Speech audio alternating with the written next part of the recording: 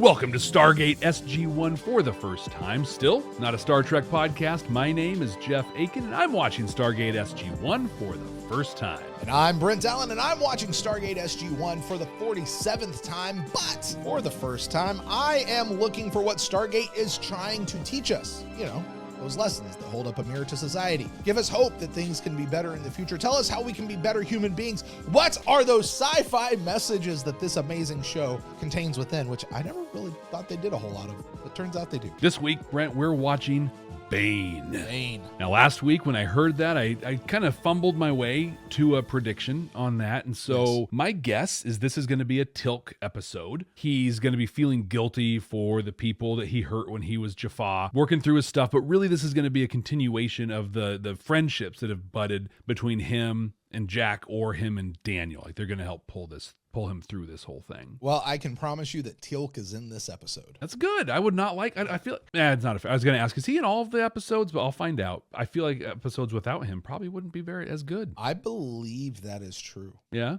I believe it is true that Christopher Judge is in every episode of SG1. That's why this is such a great series. I cannot say the same thing for every actor. Yeah. It'd be interesting to find out. Let's find out a little bit, though, about this episode, Brent. Bane. Yes, episode 10 of season 2. Original air date, September 25th, 1998. Jeff, this is one of those episodes that I say every sci-fi show has one. Okay.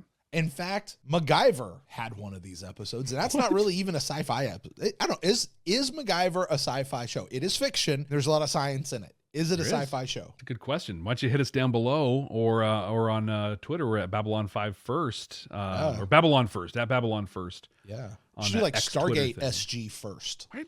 That's the Twitter handle. Stargate SG First. First, right? Because it's got the one. Yeah. Smart guy. You're right. People are going to be like, what is Stargate SG1 ST?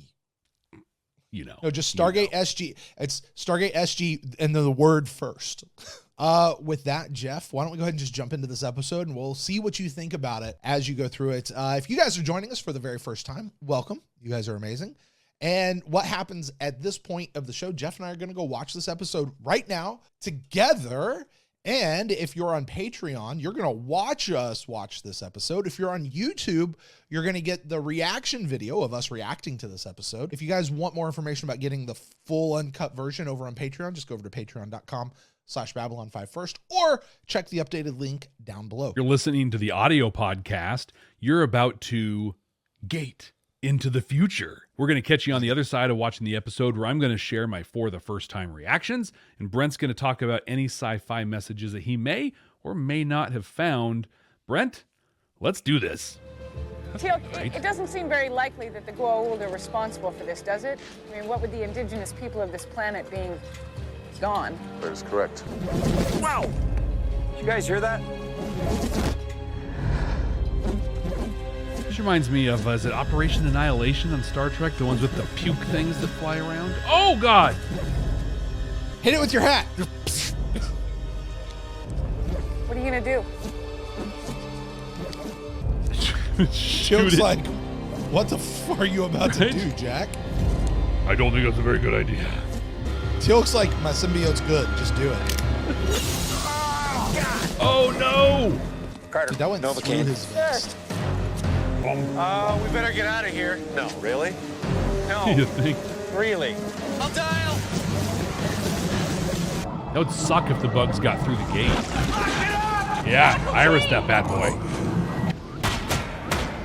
It's so gross. Speck. Some poor airman's gonna have to clean that up. Easy. Dr. Pimple Popper. Looks like some kind of a reaction. Yeah. Thanks, Shouldn't Doc. your larval ghoul be helping? It is, in fact, getting worse. It is There you getting go. worse. Bum, bum, bum. Yeah. So far, this is very much ringing of Operation Annihilate from the original series. Do you remember that one? Yep. Is it going to be Infection? Getting there. Except I Not the- promise you no organic tech. No, okay, well, that makes all the I difference. can promise you that. Because that's what was wrong with that episode. Was This the is organic. totally organic, though, so. Oh, I thought that was on the door.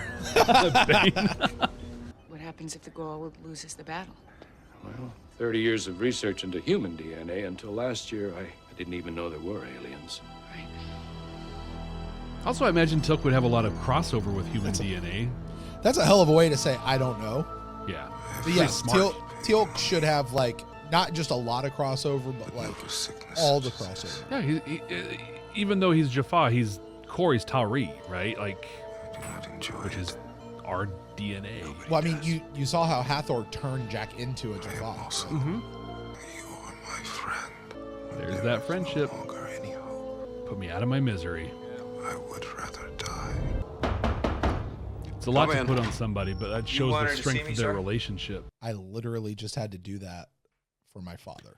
You did, didn't you? I literally, weeks ago, Dad went in the hospital with an infection, and the options they gave us, my dad would rather die. And he was not capable of saying those words. And not only did I have to make that decision, the thing is I'm not his wife. Only my mom could make that actual decision. I had to lead my family there. Wow. And it wasn't hard. Trust me, it was not a difficult thing, but it was a, hey guys, we need a timeout and we got to think about Dad. That hits home to me like right now in a profound way. Like it's something you can only do with somebody whom you trust. In a huge way. Huge. It's a huge thing to put on somebody, but it also is not at the same time. Like I know you. I know what this is. This is my call. You just have to execute it. I would imagine, and this, I'm not choosing the best words here, but I would imagine in a way, it was almost an honor to be able to do that. And that might not be the best words, but. So the words that kind of came to me with it was, my dad did right by me, so we've got to do right by him. That makes sense. Yeah. And we have to honor him in this. And it was a way to honor him by respecting, and you know, the people in hospice. And so like, you got to respect his wishes. You got to respect his wishes. And, you know, the God bless the nurses and the medical staff at the hospital and things. They have a certain protocol they have to follow until a person who actually makes the decision says, stop. And then that information has to circulate through the people. Like it's got to go to this person who then has to circulate it through so it's not an instantaneous, like, you know, but, yeah, there was, and my mom, God love her heart, she is not a person who speaks in definitive words. She speaks in very wishy-washy words. When she means definitive, like, well, what do you think? Well, it could be this, it could be that. I'd kind of like to, well, if it's there, you know, no, that's not what she means. She means stop. Yeah. She just can't say it, but this is what she means. Like, sorry, I didn't mean to railroad this episode. I was like, oh my gosh. Yeah. Like, timing couldn't be much more like surreal there. Yeah. It's huge. I mean, Thank you for sharing that. This is it's weeks ago at this point for me. It's not even still really very fresh. Yeah, it's very fresh. Very fresh. So let's get back into this. Oh, for crying out loud. This guy. Hey, we got a crying out loud. Hello, Maybourne. This is NID. Yeah. You remember Maybourne, right? Yep. As a source of information, Teal'c has been invaluable to your operation. Now he may prove equally invaluable to mine. You got to turn him This over, don't they? organism could be the biological weapon. He saved your smarmy ass and everyone else on this planet. Does that count for anything in your world? Absolutely. And I am thrilled to get the chance to thank him personally. And then cut him open. General Hammond See what's requests going on. permission to beat the crap out of this man. He actually looked at General Hammond as if he might say yes. He's like, you think? You think? Maybourne's people can be unscrupulous. But if Teal'c is to have any chance, it is with me, and I will do the best that I can. He's not wrong necessarily. I was going to say, General, it's I not have a right to stop like, this. He is not well enough to be moved. Fortunately, I have a second opinion. the fact that they got him in right chains, though. Right. Like, first of all, he's sick and ill. What's he going to do? Run? Throw up on you? But with the chains. Yeah, there you go. There you go. Thank you. Like, I'm actually down with it until you get to the chains. Yeah. Put him in the outfit. That's fine. That makes sense. Send him to the facility where Timothy's going to be there. Maybourne can do whatever he thinks, but I'm going to take care of him and get him in that facility and do what we got to do. How long do you figure he has? It's tough to say. We have drugs that may help. That won't be necessary. Of course it is. We can. You want Timothy it to just did the change. math. Break the chains. Break the chains. Oh, there it is. Keep driving, dude. Keep driving. That guy's probably heard some wild stuff. Not that, though. Dude, that's some Nightmare on Elm Street Freddy Krueger crap right there. There may Totally. be invaluable technology on that planet. Carter, There are bugs on that planet. Big, huge, ugly, honking bugs. Colonel, we just picked up an emergency communication from the driver. Like, are you okay, Junior? What's going on with you? Dude, usually that thing comes out on its own. He like reached in and grabbed it. It's like, no! Break its neck.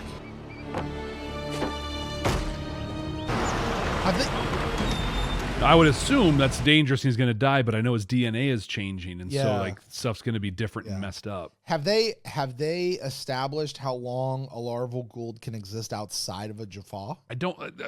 I'm thinking somewhere around like 38, but that's the Stargate time. Yeah, so. 38 minutes is how long a Stargate can stay open for. Yeah, I don't know that we've hit with the larval Gould yet. Okay, because you know a Jaffa without his larval Gould doesn't last very long. Yeah, But how long does a larval itself, Gould last without the Jaffa? I'm trying to think, and I'm not sure that we actually know that answer. So I don't think we do yet. I'm not sure that we ever actually know that answer. I'm trying to remember right now. It probably lasts as long as the plot needs it to. There you go. Oh, here we go. Jack's there. Don't step on the Gould. Right? He literally punched through the wire grate. It's Dude, pretty good that practical thing, effect. Yeah. That thing in any other plot immediately jumps into Daniel's throat. Yep. Or any of those people down there. Anybody. Yeah. Immediately jumps into their throat. Right now, it's literally just being like, Daddy, Daddy, somebody help. Daddy. Although you got to imagine with the poison and the venom of what's been going on with Teal'c, that larval Gould is probably supremely weak right now. Yeah. But also, without the Gould in there, his filter's gone. Teal'c. So what we saw happen really fast in the blood sample, there's nothing to slow that down. If Teal'c starts saying, protect, I want as many personnel and protect, canine I'm units leaving. as this base has at my disposal 5 minutes ago. I mean, I doubt that he will die. He depends on that Gould to live. Not no mo.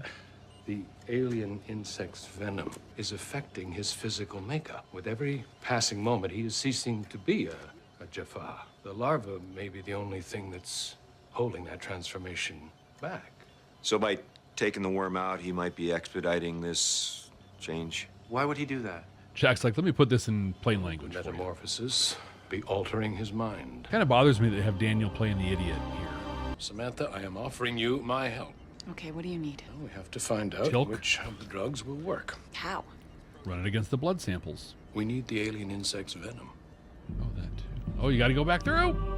That's always what you need is the alien insect's venom. How do you know you can trust Harlow? Go scrape it off the back of the iris. Put him up to this just to get a There's specimen. going to be a ton of it. I wouldn't put it past him. Right at the moment, sir, we don't have a lot of options. This is going to be great. Your clothes. Give them to me now. Check this dude out. Messing with the wrong guy right now. Where'd you get that? Teal'c. Jeff, listen. The skin is cut with an auroch knife, and pure molten gold is poured into the wound. Don't that hurt when they do that? Tremendously. Tremendously. I was like, that surpasses a tattoo. That guy's cool. A little bit. The guy's Ellie, cool. get out of here. No one wants you around. How's the Gould doing? Not well. Damned if I ever thought I'd be praying for one of those things to live. How long have they been gone? Weird how life is life sometimes, right? I'm about ready to send You know- SG3 after them. They've gone to Teal'c several times at this point Yeah. and grabbed a baby Gould. Yeah. Feels like we could just go grab one. Like, we know where they keep them. Yeah. They're in a bucket. Just go grab one. Daniel shot it up, but surely they've repaired it by now. So, Just- anyway. Yeah. Because even after all the stuff with Apophis, Yeah. Still business as usual, probably. there's still Teal'c there, right? So, Mm-hmm. that looks like a good place to get stuff. I would like a staph infection. Where would I? Oh, right here? It's gonna, yeah, I would like a place to die. where I won't be discovered for quite some time. Or a place to do what I'm about to do. It's where he goes full Jeff Goldblum. I feel like they have that as a standard shot. Just, Right. Just Hammond and Fraser standing in the gate room working. Oh, there it goes. Oh. Why do they have gas masks on? Seriously. How is that How's going that to gonna stop? help? Hey, wanted some venom? Got to Shoot it again. Just winged it. Eh. Oh, there you go. That's why you need the gas mask. Makes you wonder if they could have, like with bees, like you just put smoke on them and they chill out. So they have to kill, like, could it have just gotten some smoke? Garden variety, Calm down, it's all mosquito. good. There's no word on Teal'c yet. Equal matter conversion. It's how they reproduce. The insect's venom actually converts the body's mass into its own DNA material. So Teal'c isn't going to turn into just one of those things. No, sir. He's a gonna big turn dude. into a whole lot of those things. I would say probably about 47 of them. And then that 47 is going to get another 47, and they're going to do a 47. Right? And we all get to go on a cruise. If you ask me, you look like you could use a couple more days in rehab. The sad thing is, like, she's saying that from experience. Yep. Not her You sure, personal, though? right, but just where she You lives. look worse than my dad did after he got shot. Oh, man. And he died. Yep. You must leave. You want my chocolate bar? Okay. How about we share it? He said nourishment, not diabetes. I have nothing to offer you. How about, let's say, owe me one. Like in The Godfather. How's that? Okay, back in the flesh. Better cash in on that fast. The right thing for that kid to do is go tell someone. Right away. I'm not gonna lie, that candy bar looks really good. All big in her cheek and stuff. Oh, you can just imagine that caramel just slowly gushing out, slowly, because it's thick and it's been sitting in the store for so long. You must leave. Why? Dangerous. No way. You won't hurt me. I won't, but I will bug you. I got the sense. Wow. My Jeff. old man gave it to me. He was a cop. He could tell who the bad guys were just by smelling them. So if local authorities find Teal'c, we get him back. Yes, but Maybourne still has jurisdiction to continue his search. What? So there Because is we some- need some threat for this plot. Shouldn't you really see a doctor? Calling Maybourne's guys off. Also, they can keep doing what they're doing. They spent a lot of money on sets for this episode. On location shooting. There's a lot of on location, yeah. What's funny is I know where they've reused some of these sets later on in the show. Really? Like for different things. Yeah. So I'm like, oh yeah, that's that building from that one episode. I work for the United States of America, your government, the good guys. Yeah, right. Now, he's tall. I ain't seen nobody, and even if I did, I wouldn't tell you. Why's that? She just said something I don't grammatically like the way you correct. smell. Harry Ken had something like this happen to him once. This is like He did. serious alien stuff going on here. And my dad used to know a couple guys we can trust. No. But look at you. You don't really want this to happen, do you? No. I mean, like, if it's transforming his DNA, his body is changing. It's getting better. Teal'c's done. It was so He's not simple. there anymore. Like, Yeah. It's total genetic reprogramming to get him back. And you're gonna, I mean, this is where we sci-fi it. We're gonna do this thing that's gonna undo all of that. Right. Like, wait a minute. Using this Fraser? magical symbiote. Yeah. You know, I always like the episodes where they leave the SGC and interact with Earth. Right. You know? Out in the real world. Yeah, yeah. It certainly dates the show whenever they do that, though. Mm-hmm. I'll go get help.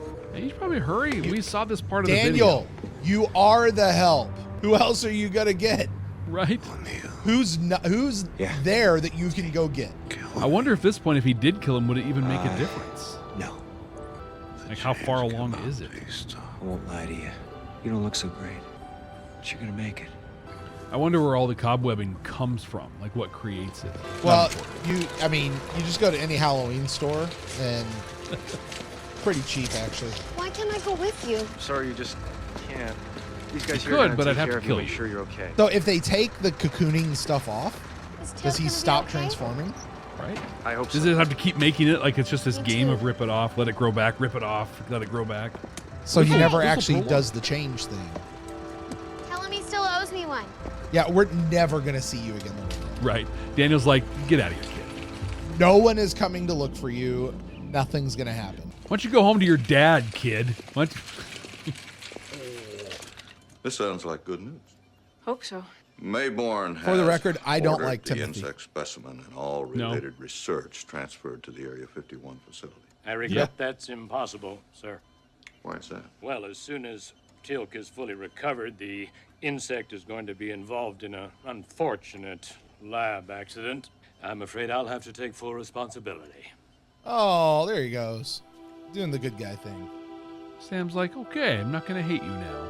That dude's going to have some chickenpox-like scars, man. She's got breakaway pants on. Right? I recognize those because I wore them too. Be honest, you still have them. I wish. Those things were so awesome. Teal'c! Hi! Hand her a candy bar. You're okay. Thanks to you, I am feeling much better. Ah, man, it was no sweat. You look way better. I guess you can't really tell me what happened, all that top secret James Bond stuff, right? That is I was like, they got to bring her in and like have her sign Show my NDAs gratitude. and I stuff. have brought you a new weapon. One Whoa! with increased range and firepower. It is a Zat gun. Wicked! Go have fun with This the kids. is so cool. Have any time to play? Actually, You know they had so much fun on set with these. Totally. guess we shouldn't have loaded it, huh? How else would she defend herself?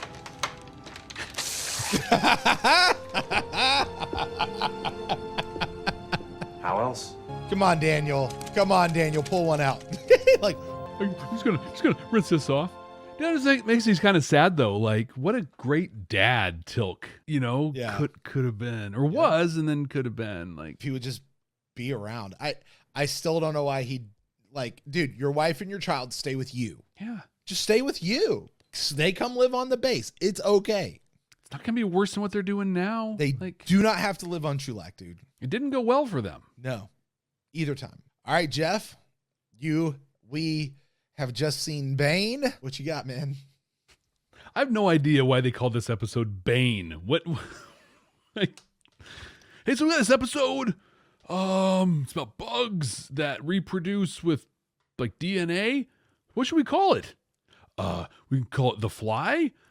Could we call it infection? Hey, what about Bane? Yes. It feels like somebody just misunderstood what that word really meant. And they went with it. And you're like, you keep saying that word. I do not think that word means what you think it means. And now that person works for Netflix. Writing the show descriptions. Right. Dude, this was a dumb episode. Like, this was dumb. Thank you. Yeah. Thank you. But it was fun. Like, it was dumb fun. Like this, you call them laundry episodes, right? Where it's like, I'm doing laundry, it's time I'm going to watch it. I'm going to call this like not even a popcorn episode, but like, hey, I just need to like zone out and eat some Doritos or whatever. I'll watch this one, you know? I mean, it was fun. It was expensive to make. They were on location, bunch of new sets. They had the Gould worm going around a whole bunch. They bought water guns. Like, spent a lot of money on this one. The three things that made this episode work for me. To go with the good stuff first. What made it work? Teal'c out on the streets. Yeah. I just want that. I want a whole episode of him just walking around, awkwardly talking to people, and we'll talk about it in a second. About, hey, how'd you get that tattoo on your head, bro? Yeah, let's Jeff, I have good news for you. Okay. That episode exists. Oh my God. I can't wait. That episode exists. I'm not going to, you'll see it when we get there. That episode does exist. Awesome. The kid, Allie. Yeah. What a sad, tragic story. But the actor, like, she was great for a TV show. Like, she was believable. She was fun. She had some snark. Like, it's not often that it's the kid actor that like makes an episode work, but she really did. Mm-hmm. But the masterpiece in this episode, like, I nailed some pretty big parts of this prediction. As a Teal'c episode, it really built on the friendship, right? You know, between Jack and Teal'c in this. That was pretty great. But in reality, I think this was an O'Neill episode. This was a Jack episode. Okay.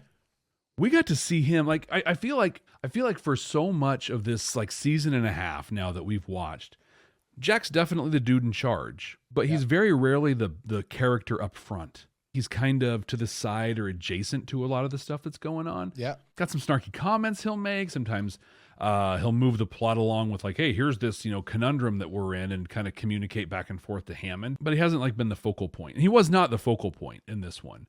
But he is the whole reason the threat of the NID, the whole thing with Maybourne coming in and stuff worked because of him. And just his whole, like, the minute he walks in and sees him there, we got the, you know, for crying out loud, we got one immediately.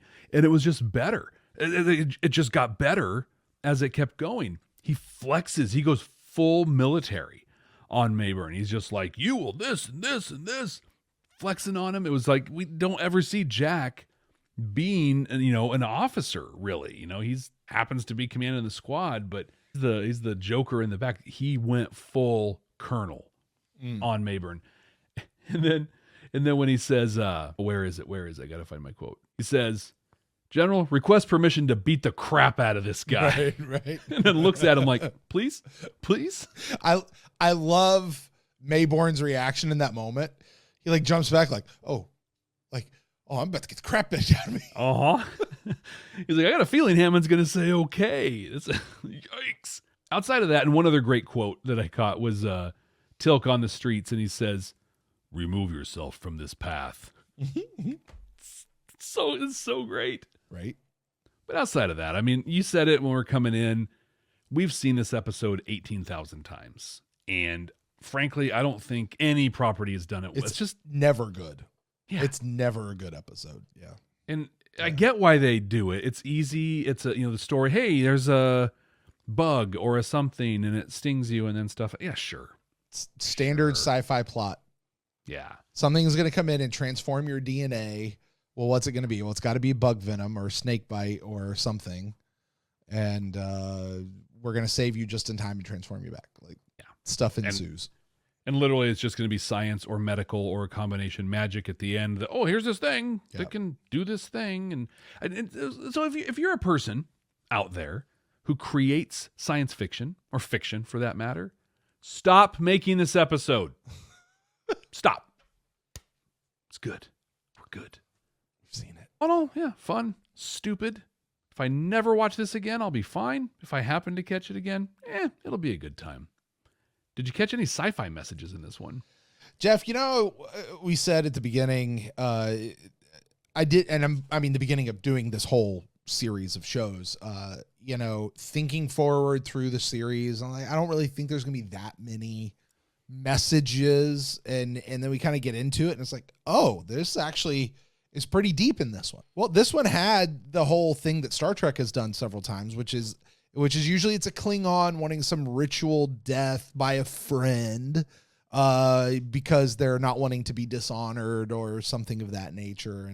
And that becomes an episode of questioning cultural differences. And do you respect what they have going on, or do we respect life, or do you? Yeah, this episode didn't really have that. It set it up for it, but it didn't. It did that thing where it just didn't discuss it at all because it wasn't actually what the episode was about, and it wasn't trying to go down that route.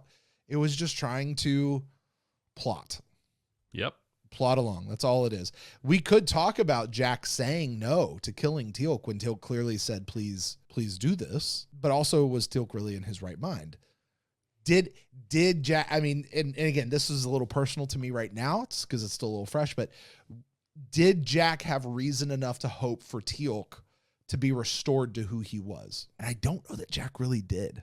Yeah, there's nothing showing that. Jack especially, because he wasn't down in the lab. Yeah. So it's just like, hey, we're going to bring you back and try something. Yeah. Like that would have been, because even if they did get Teal'c back, what version of Teal'c are they getting back? It becomes a question. And so again, we could go through all of that. The show did nothing with it. The show didn't have any of that. Jeff, I would struggle to give this one even half a chevron. I'm going to say no chevrons. I just don't. It was kind of there, but not really. I'm not feeling it.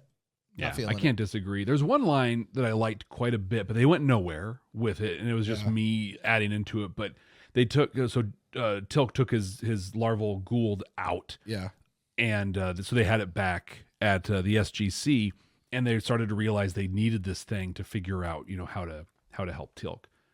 And then Hammond says, "Never thought I'd be hoping one of these things survive." And while watching the episode, I made the comment, hey, isn't it weird that sometimes life is just life? But they did nothing with that. It would have been cool if there's and maybe this will be a thing that happens, over the series. And that'd be great if it did, because it's a good thing. Like, we've talked about this in other episodes. Like, we just homogenize the Gould and they're evil. All period. End of just that's what it is.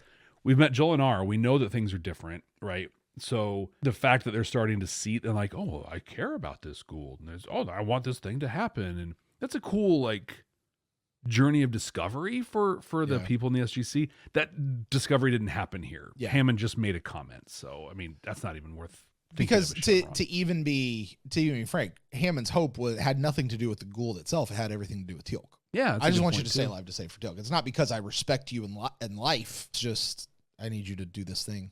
So yeah, I'm going to give it no chevrons.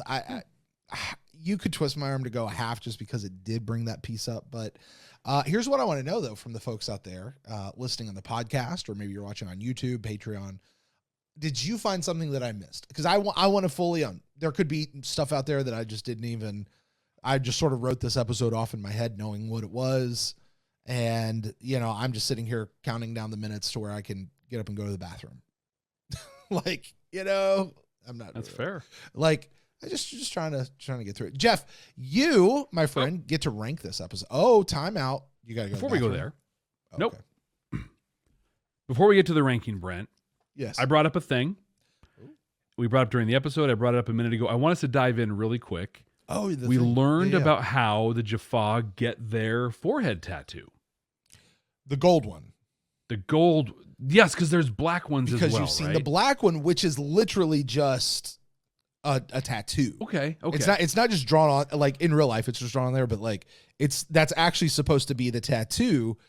This is where they go in and they carve it with a knife and pour molten gold into it, and it hurts like a sumbitch. Can you say Khal Drogo and what's his face Targaryen, right? In the first season, right? Now that's a little more extreme than pouring it into this nice, intricately carved design, but that hurt. Yeah, that was awful. Yeah. So I don't know at what point they say it. I'm just going to go ahead and let you know there is another evolution to this where what they will eventually establish is, and don't watch the early episodes because they don't hold to this mantra, but the people, you only get the gold one when you become a first prime. Okay.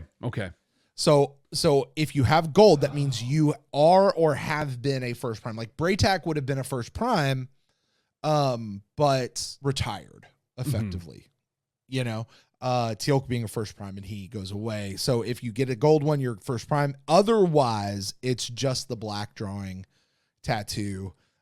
Right now, I think the general mantra is do you have speaking lines and are we paying you money?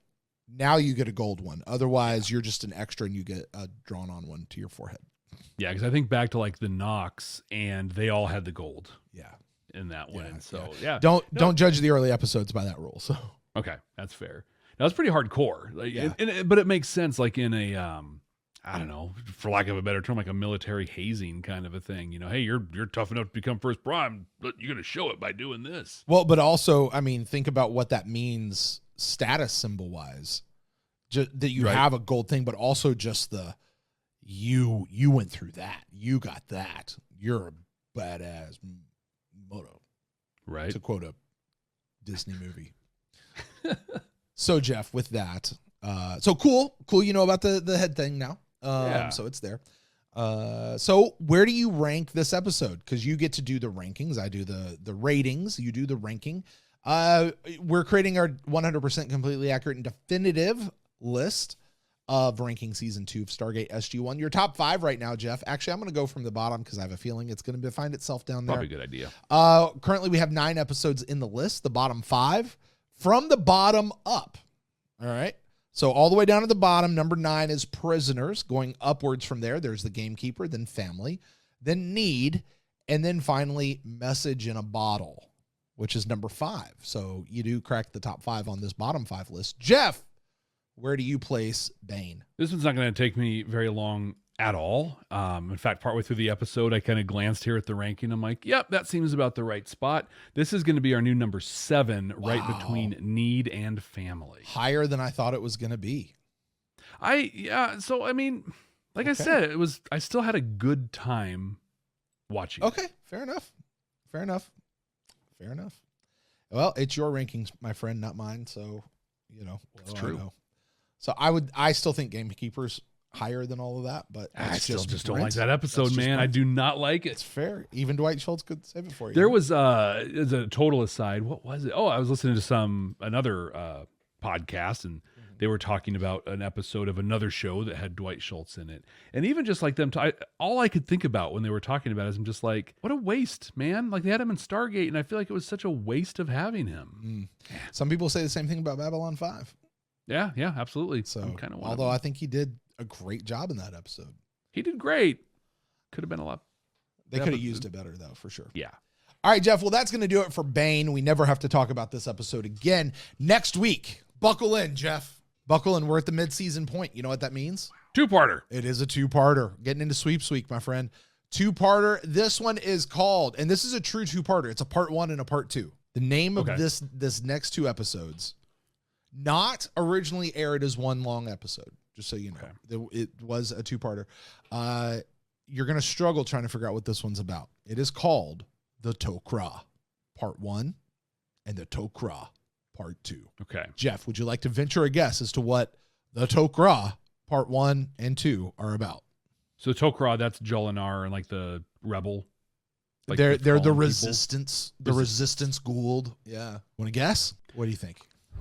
So I think in part 1, they're going to be, SG1's going to be out doing the SG1 thing, and they're going to run into a group of Tok'ra. And that's going to be like the uneasy getting to know you thing, right? And Sam's really going to be point on this thing. Just like, it's going to bring up a bunch of the Jolinar stuff for her and all that.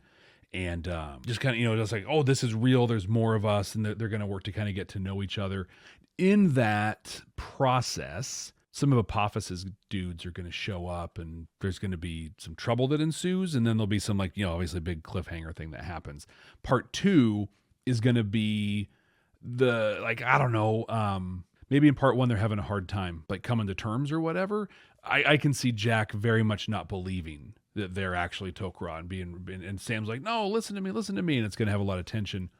Apophis's dudes are going to attack, leading to part 2 where they're forced to come together. And they're not going to go after Apophis. I think it's too soon to bring Apophis in, but they're going to go hit like one of his ships or his strongholds, and they're going to make some attack against Apophis. It'll probably build to other stuff. In fact, I think this is going to be like the tent pole in season 2. Like we did a bunch of stuff coming up. Here's the big thing, and now we're going to kind of get the arc of, this isn't an arc, show, but just kind of the story that's going to carry us through the second season. So that's my guess. All right. Well, we'll find out. You went way more specific with that than I actually thought you would. I just wanted you to be like, no, I think it's going to be about the Tok'ra, and we meet them. That's really where I just thought you were going to say. But you went like, here's plot details. So I tend to get specific in these things, which is also partly why I tend to miss them quite a bit.